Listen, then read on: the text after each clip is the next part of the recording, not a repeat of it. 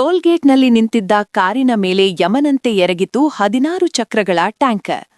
ಸೆಕೆಂಡುಗಳ ಅಂತರದಲ್ಲಿ ಐಷಾರಾಮಿ ಬಿಎಂಡಬ್ಲ್ಯೂ ಕಾರು ಅಕ್ಷರಶಃ ಪೇಪರ್ನಂತೆ ನಜ್ಜುಗುಜ್ಜಾಗಿದೆ. ಹೈದರಾಬಾದ್ನ ಹಿರಿಯ ವಕೀಲರ ಪ್ರಾಣಪಕ್ಷಿ ಹಾರಿಹೋದ ಆ ಭೀಕರ ಅಪಘಾತದ ದೃಶ್ಯ ಇಲ್ಲಿದೆ ನೋಡಿ. ಆಂಧ್ರದ ಕೀಸರಾ ಟೋಲ್ ಪ್ಲಾಜಾದಲ್ಲಿ ನಡೆದ ಈ ಘಟನೆ ಎದೆನಡುಗಿಸುವಂತಿದೆ. ಭಾರೀ ಟ್ಯಾಂಕರ್ನ ಬ್ರೇಕ್ ಫೇಲ್ ಆಗಿದ್ದೇ ಈ ದುರಂತಕ್ಕೆ ಕಾರಣ.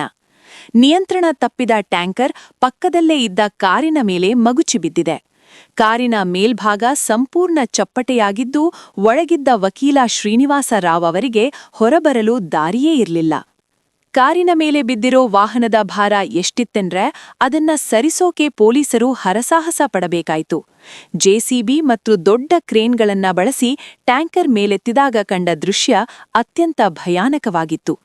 ಟ್ರಾಫಿಕ್ ರೂಲ್ಸ್ ಎಷ್ಟೇ ಫಾಲೋ ಮಾಡಿದ್ರೂ ಇಂತಹ ದೊಡ್ಡ ವಾಹನಗಳ ತಾಂತ್ರಿಕ ಲೋಪಕ್ಕೆ ಮುಗ್ಧರು ಬಲಿಯಾಗ್ತಾ ಇರೋದು ನಿಜಕ್ಕೂ ದುರಂತ. ಪ್ರತಿಷ್ಠಿತ ವಕೀಲರೊಬ್ಬರನ್ನ ಬಲಿಪಡೆದ ಈ ಅಪಘಾತದ ಬಗ್ಗೆ ನಿಮಗೇನನ್ನಿಸುತ್ತೆ? ಕಮೆಂಟ್ ಮಾಡಿ. ಪ್ರಮುಖ ಸುದ್ದಿಗಳಿಗಾಗಿ ನಮ್ಮ ಚಾನೆಲ್ ಸಬ್ಸ್ಕ್ರೈಬ್ ಮಾಡಿ. ಧನ್ಯವಾದ.